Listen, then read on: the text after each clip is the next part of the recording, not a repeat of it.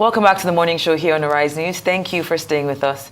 It's time now to review headlines on today's newspapers with Ombudsman of This Day and Arise Media Group and This Day Newspaper Limited's Group Executive Director, Kayode Komolafe, but we like to call him in-house, Mr. KK. Good morning, Good morning, welcome. Happy Father's Day to you. Thank you so much. Thank you so much. Sallah. Thank you so much. Thank you. All right, let's make good use of our full 30 minutes today. We start as always with This Day on Sunday. The lead story says in Sallah message, Tinubu says Nigerians' sacrifices, expectations will not come to naught.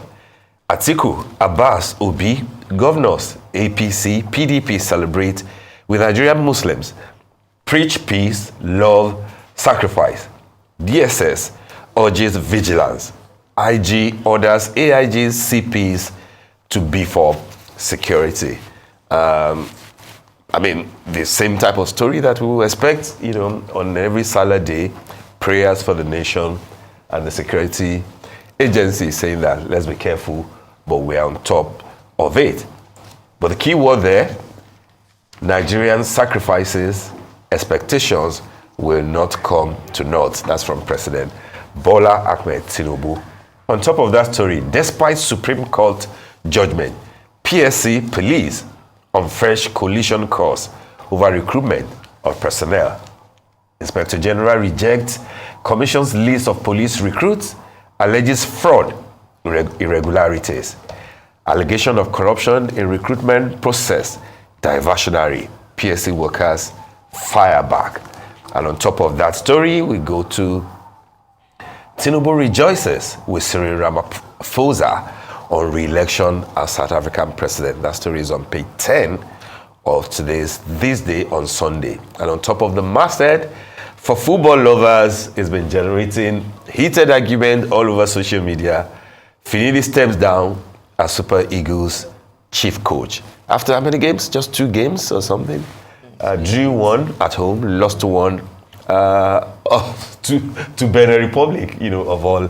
I wonder if he was pressured out or he felt that it's not good enough. But I think that the other thing that has been engaging people is the altercation supposedly between him and Victor Osimhen and the sort of foul language that's been, bandied about on social media. Well, interesting one. Now we have to look for another coach, and it looks to me like they'll be looking for a foreigner yet again.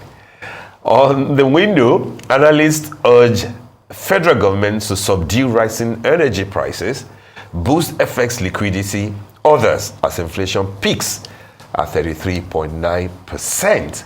Food index hits 40%, severe in Bauchi, Kogi, Oyo, others. That's the reality of where we are economically. The inflation is unrelenting, and we are now at 40%. But I think we shouldn't leave these days cover without looking at the 2 cover pictures. The first one says, "It's nice to meet you," and that's showing President ADB, African Development Bank Group, Dr. Akinwumi Adesina, with the United States President, Mr. Joe Biden, at the G7 Leaders Summit in Apulia in Italy yesterday. Back home, seeking collaboration as the director, FBI, Mr. Christopher Wray, and the executive chairman of the EFCC in Nigeria, Mr. Ola Olukoyede, when the FBI boss paid a visit to the EFCC's corporate headquarters in Abuja over the weekend. Of course, KK, as you know, a lot of people have been talking about the visit of the president of FBI in Nigeria.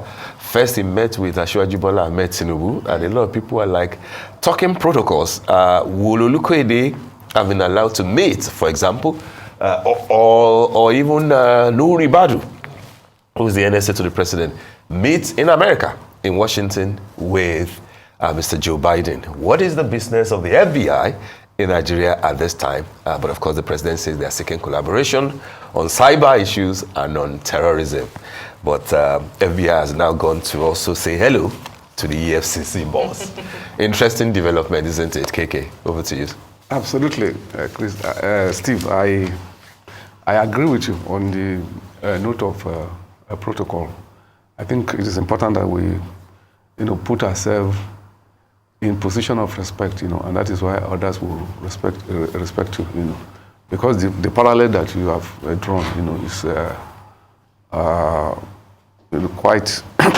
It cannot be faulted. There is no way, an official, of Nigeria, will have access. I think the proper thing that it should just be limited to the level of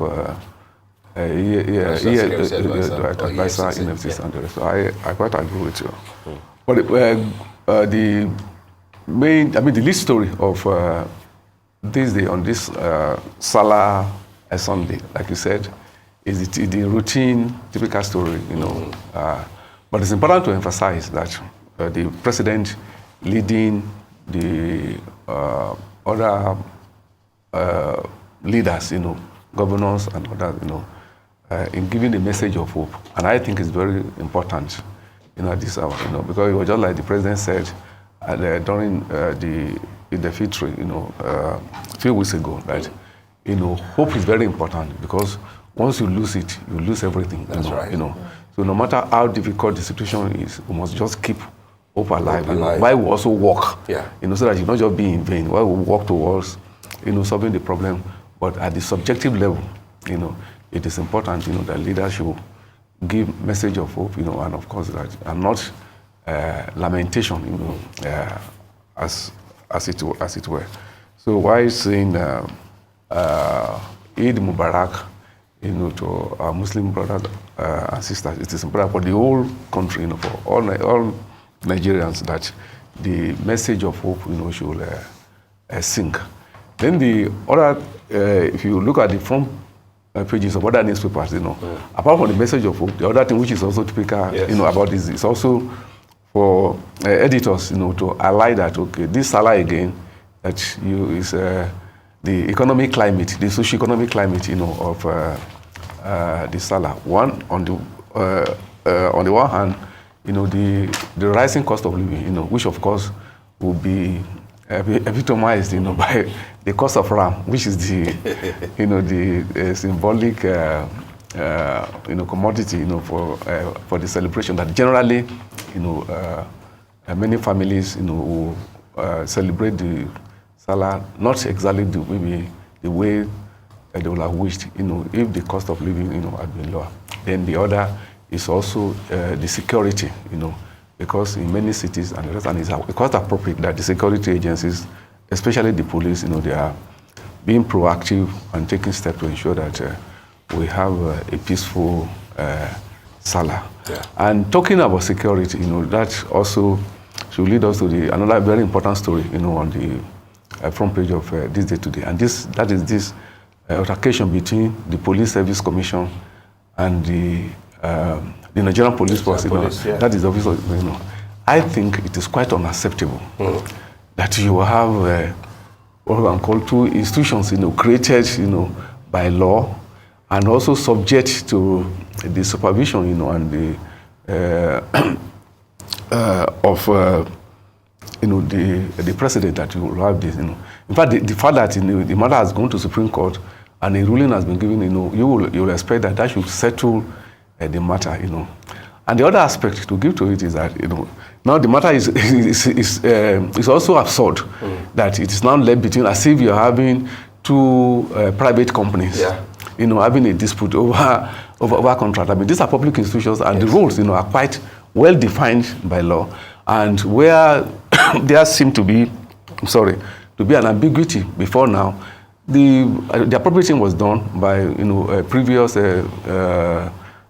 chairman of the Police Service Commission and Inspector General of Police, and the matter was taken to the highest court in the land.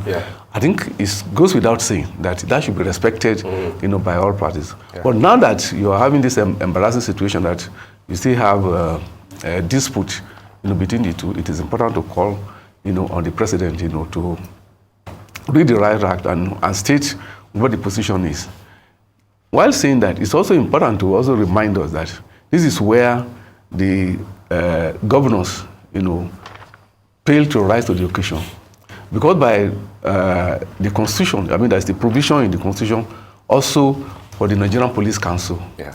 The Nigerian Police Council has the ultimate supervisory role to play in this matter, to superintend over the affairs of police. Yes. And the composition of the Nigerian Police Council is such that the governors are in majority. The president, of course, such that even the appointment of the Inspector General of Police is supposed to be made by the president on the advice of the Police Council.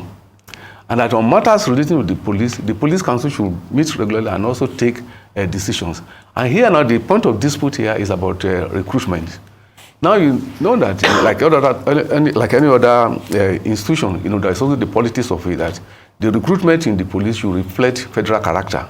And that's why at times there is only this complaint that when certain appointments are supposed to be made, especially at the higher level, like you're appointing the commissioners of police, yes, which is and that appointment is the function of the Nigerian Police Council, or that of the IG and the DIG and the rest. Then at times you have this complaint that a section of the country, is favored, to the disadvantage of another section. But but the beginning of the problem, what is the beginning of the problem is about the recruitment. If recruitment itself meets the standard of, reflects the federal character, yeah, in which case every state is adequately represented. So, at a point, the whole thing now will not be on merit, about how they rise, but in a situation whereby the recruitment itself is faulty, and there may be certain parts of the country are not adequately represented, then you will have a problem.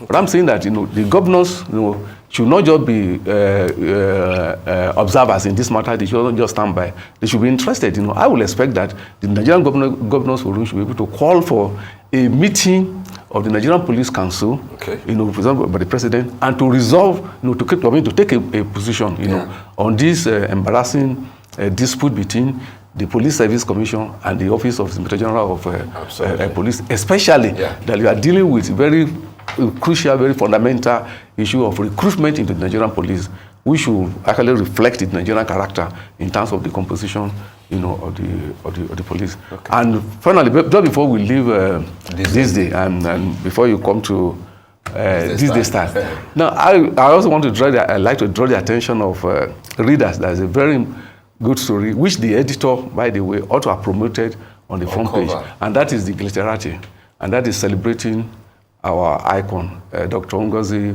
Okonjo-Iweala, at 70. Very beautiful story, done by Vanessa Obeoha, which readers will find very important. Hardworking, yes, one of our greatest exports, greatest pride of Nigeria, being celebrated. That story ought to have been promoted on cover. The Glitterati is the magazine stuff, yes, of these days. That's different from the insert of this day stuff. You're correct. You're correct. Okay. Amazon in our own right. Yeah. But let's move on to this day's style. On the cover of today's edition is Oliver Enwonwu, who is the son of renowned artist Ben Enwonwu, a chip off the old block like his father. He's a highly respected Nigerian artist who has significantly impacted the art world with his unique style and creative vision. I met Oliver, I think, back in 2021.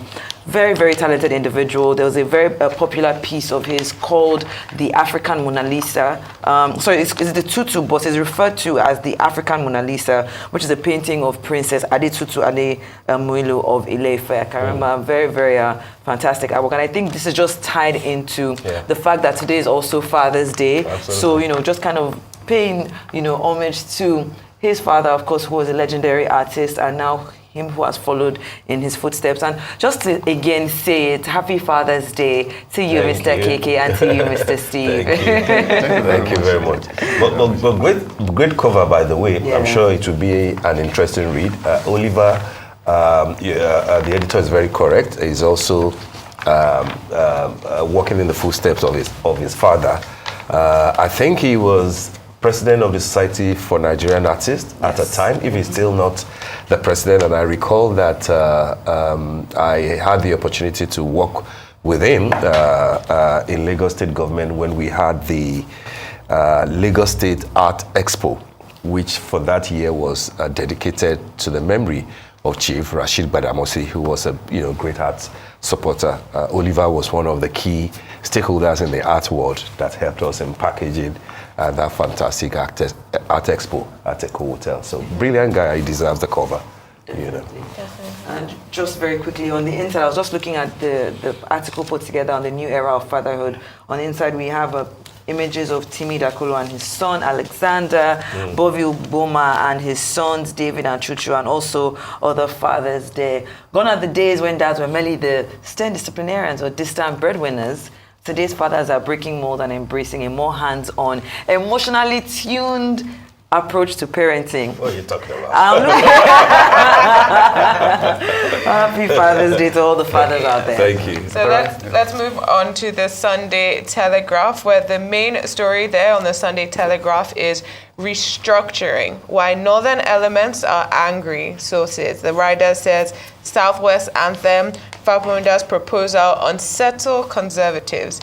Afenifere ensure anthem rings in region.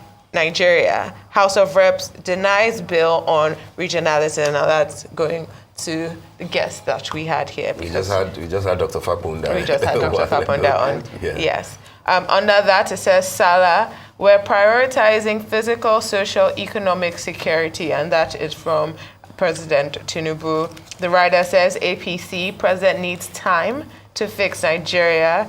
Atiku, governors, others felicitate Muslims, urge countrymen to emulate the virtues of Prophet Ibrahim.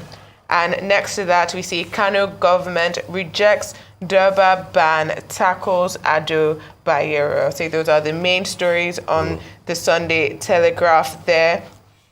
Yeah. Do you want to take one of those? Maybe we should take the restructuring story, the list story. It should be a sort of continuation. I'm sure you listened to the interview. I watched it. Yeah. Okay. I think the tone of this story, I've read this story, that already the proposal itself, which is supposed to be a solution, is becoming a problem, in some quarters. And that is to say that maybe the whole thing about the restructuring debate itself ought to be audited. I mean, it ought to be reviewed. That people should ask questions about what are we really asking for, And if this thing has persisted for so long and we are not making headway, why is it not so, Well, I remember the first time, we had a frontal move, about restructuring was when in August 1990, Alawa Kabasharum and others, the former president of the MPA, actually called a national conference, to be staged at the National Theatre. That was a few months after the Okako,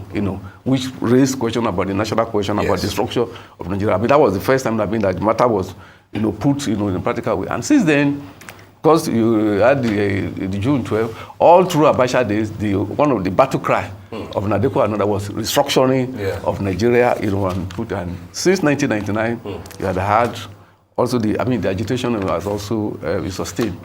Like your guest, Dr. Fapunda, said in the earlier on the program, the President Jonathan's 2014 confab, what, of course, he convened the conference, but he could not go ahead to implement any of the provisions. But the point I'm trying to make there is that this debate is being conducted as if history got frozen in 1963.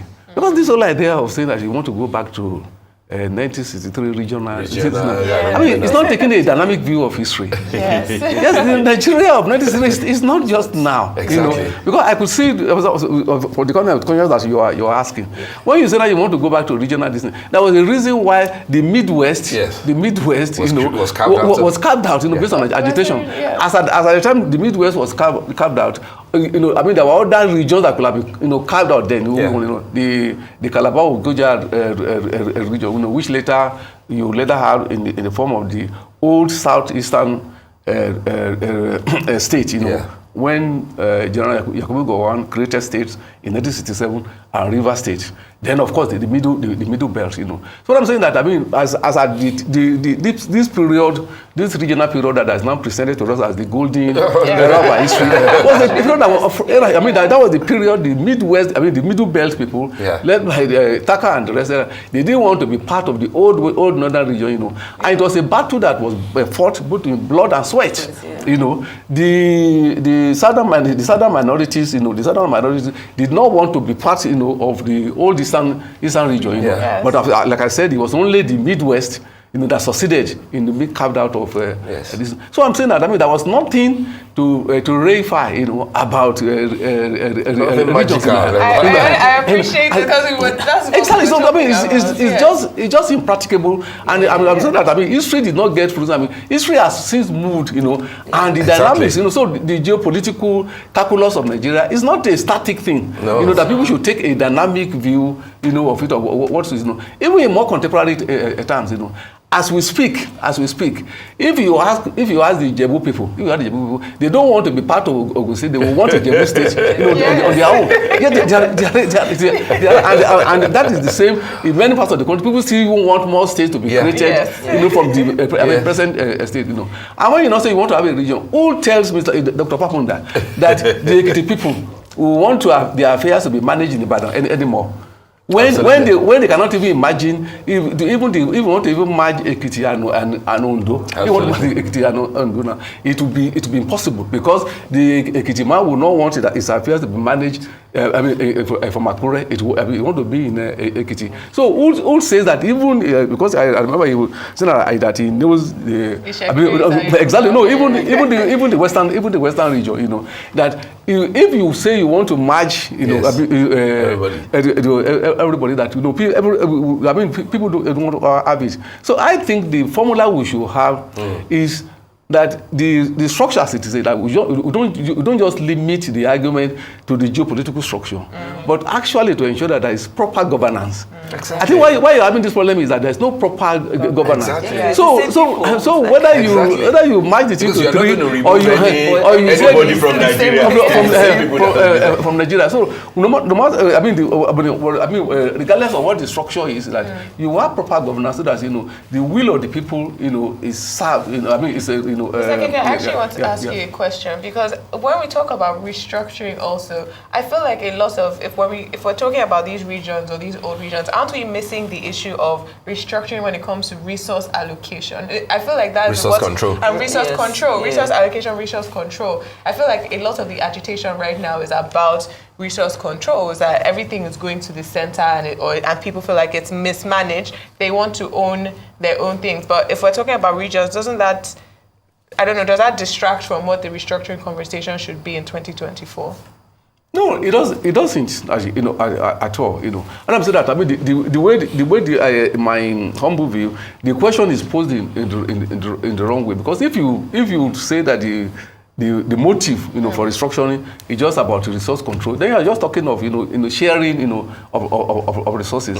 But the thing is that you have viable geopolitical units, that will be able to produce, within that jurisdiction as we define it, then before you even talk of sharing, and that is, it's not just by either you merge or you split for that. Will not solve the problem automatically. It will just be because you are just talking of vertical delineation. But I'm saying that there are issues that are horizontal, that cuts across. Absolutely. No matter the shape that you have. Exactly. So, it's like hardware and software. That until you have that software, which is about governance, that whether you call it a Western region, whether you call it Lagos region, or whatever, that if you have a government within that region, there is proper governance, which will ensure that there is productivity, that the welfare of the people and their security will be the primary purpose of government. Absolutely. And you have leadership at that level that can serve the will of the people. Then you not have it. So the issue is not about this geopolitical. Let's quickly look at Sunday Tribune. Outside of the Sallah banner headline there and the cholera stories that we have treated, I think there are three important stories here. The first one is a special report by Tribune minimum wage, how unrealistic wage demand could further damage Nigeria's troubled economy. That's NECA, SCCI, and others speaking, the organized private sector. But of course, there's dissension. Any minimum wage below survival level is excessive exploitation. And that's Aide and UI professor speaking there. Keyword, any minimum wage below survivor level, what they will call in the UK a living wage. And beside it, the story on page 5, I think it's been all over social media lately. My pastor said, she's my problem, says lady who sets mother ablaze. We're back to, this disheartening stories about people who will attribute the reason for their crime to their spiritual mentors. And I think that, definitely the law should take its course there. And last but not the least, is a story that I'm sure that a lot of people that I know will be concerned about. Gunmen abduct 3 Lebanese on waterways in Lagos. 2 feared killed, 3 injured as others guards clash in Benue. Kidnapping in Lagos on Lagos waterways. Today's Sallah, public holiday tomorrow and Tuesday. A lot of people have already planned their getaways. Many of them on boats. Lagos is beautiful, especially when you go by water. But here, when you're hearing that, people are now being kidnapped on the lagoon, it sends a lot of panic into people. What are your thoughts, KK, in just 1 minute?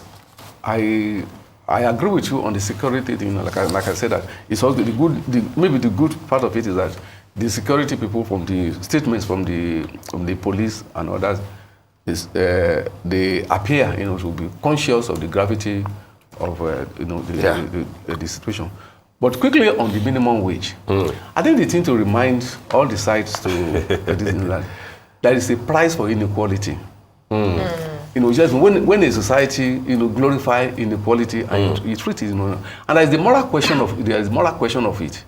Because for anybody, whether it's government or private employer or whatever, to be saying that you feel that you expect a fellow Nigerian to be a family to be living on 30,000 naira, and you think it's realistic. I'm saying that you're playing the ostrich, and the price for it, it has immense social consequences. Absolutely. And that is what is really affecting the other. So whichever way we make the decision, people should know that a society will pay a price, for inequality, and that overall, it will also impinge on the development of the country. There is no way you can develop when you take policies consciously that push majority of the people into poverty, and you widen the gulf between the rich and the poor. So the consequences are there for both the rich and the poor. Very well said. And that so that's just the moral point. Thank you so much. Because some of the arguments are extremely immoral. I'm very provocative. Totally. Yeah. So Thank you so much. KK. As always, brilliant. Submission, thank you very much. Especially on a day like this, Father's Day and Sallah Day. Thank you. All right, that brings us to the end of the morning show today. Thank you for watching, and Barakah Sallah, and of course, Happy Father's Day. I'm Steve. Are you ready? Well, I'm Adesua Giwa Osage. It's been a pleasure to be on the show with you this morning, and happy Father's Day and happy birthday to my godfather. I'm Sheita Atigari. From my entire team here in Lagos, Nigeria, enjoy the rest of your morning and, of course, the rest of your day. Goodbye.